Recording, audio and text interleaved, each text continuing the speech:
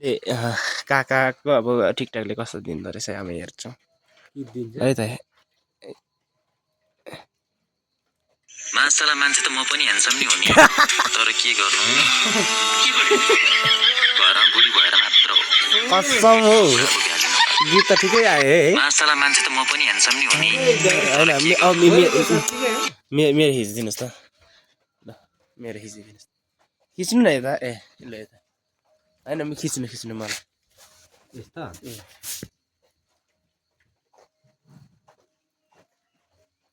थिच्नु पनि है फेरि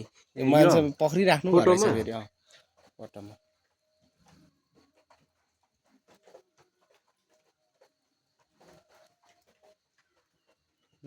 यत्रो टाइम त लाग्दैन ल हौ कसम भनेको यत्रो टाइम त लाग्दैन। थुइया थिचिरे पो राख्नु भइसक्यो गाइस नि ए क्लिक मात्रै हान्नु क्लिक क्या फोटो खिच्दाखेरि क्लिक गर्दैन न आमा मलाई जस्ट प्राङ्क गर्नु भयो फोटो हेरेर मन पराको हो बिलित्ते कालो छु म भेट्टाउँदाखेरि तर्सेर भाग्लाउ दरो मुटु बनाएर आउनु फोटो हेरेर मन पराको होला इ बिलित्ते कालो छु साँच्चै भनेको गीतले सही भन्यो कालो छु त्यो अर्को चाहिँ के भन्यो अरे कसम भनेको है दामी निकाल्यो त है। अनि फेरि तपाईँको एउटै त ल अर्कै पोज गर्नु नि स्टार हो त्यस्तो क्या बिराट त मलाई त कहिलेकाहीँ लाग्छ कि होइन यो नेपाल भरिमा नि यदि केटी नजिस्काउने केटा को भनेर गुगलमा सर्च गर्यो भने नि सायद मेरो नाम आउँछ होला। कसम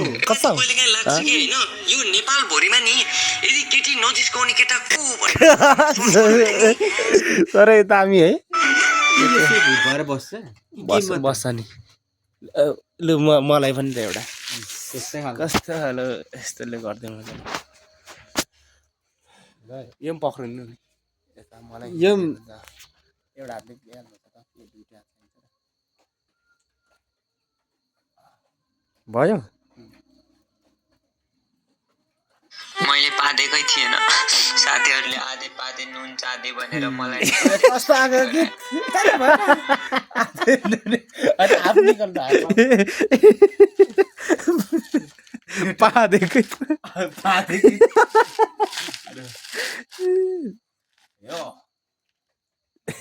बोतल करक्सी डल्कीको ठ्याङ जति जति तान्यो त्यति त्यति ल्याङ बिहान उड्दा टाउको हुन्छ ह्याङ रातिको ल्याङले बिहानको नेक्स्ट हो ड्रप हो कहाँ देखो मोबाइल चलाउनु क्यान्सल गर्न लु ल अब अर्को पछि मेरो ल यसरी ल अब स्याट वाला आउँछ क्या ल है यो चोर जस्तो अनुहार भए पनि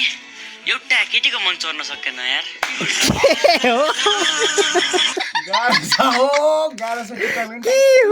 चोर जस्तो अनुहार भए पनि एउटा केटीको मन चोर्न सकेन यार। के गर्नु कहाँ छ ब्याक गर्नु यो चोर जस्तो अनुहार भए पनि डिस्कार्ड एउटा केटीको मन चोर्न सकेन यार। अब चाहिँ यो सिम्पल पोजलाई हेर होइन यो एकदम प्रोफेसनल पोज खसी चोरेर जेल परेका कालु छुट्ने बित्तिकै बोका चोरेपछि फेरि परेको खसी चोरी गरेको अभियोगमा 2.5 महिना अघि पक्राउ परेर धरौटीमा खसी चोरेर जेल परेका कालु जेलबाट राम्रै छ त बोका चोरेपछि फेरि परे पक्राउ लमजुङमा खसी चोरी गरेको अभियोगमा 2.5 महिना अघि पक्राउ परेर धरौटीमा खसी चोरे टक्क मिलाउनु न ल ल इमानदार होस् है ल इमानदार टाइपको क्या टक्क राम्रो गीत आओस् है एकदम म्याच हुने खालको तिम्रो त्यो क्यूट स्माइल देखेर ल भित्र बोलाउँछु भन्ने रङ आइडिया मनमा छ भने बिर्सिदेऊ फेरि त्यही क्यूट तिम्रो त्यो क्यूट स्माइल देखेर घरभित्र बोलाउँछु भन्ने रङ आइडिया मनमा छ भने ल तिम्रो त्यो क्यूट स्माइल देखेर घरभित्र बोलाउँछु ल अझै है के खालको के जस्तो आवाज जस्तो लाग्छ लु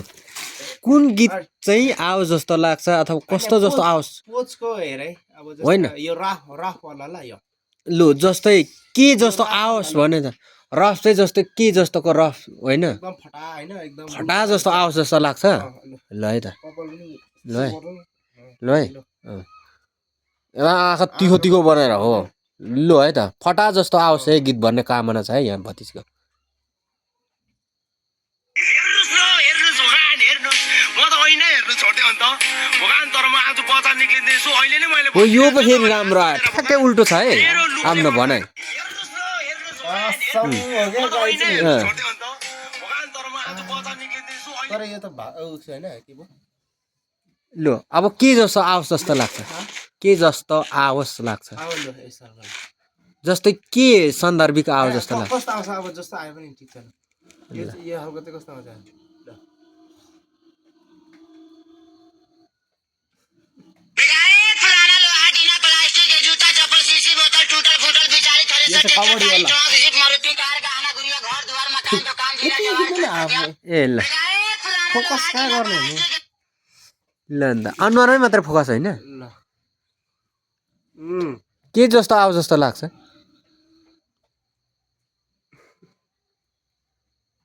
राम राम राम राम राम राम मार चिक्ने मलाई त पुक्सी लाग्यो क्या हो मार चिक्ने यस्तो बुझी पुक्सी लाग्यो मार चिक्ने यो फाट मार चिक्ने राम राम राम राम राम कस्तो आइदियो भने क्या हो मार चिक्ने यस्तो बुझी पुक्सी लाग्यो मार यही पोचमा त उहाँको यहाँ जोईको घर कि कस्तो बन्दै रहेछ भनेर आएको म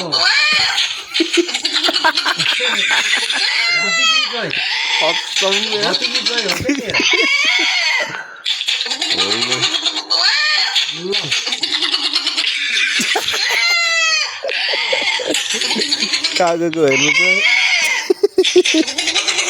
कसम यार म्याच गरेको भन्नु कि के भन्नु गाह्रो छ मलाई हाइलाइटमा दिएको हो र यो नि ल ल पैसासँग एकछिन यो कट गर्छौँ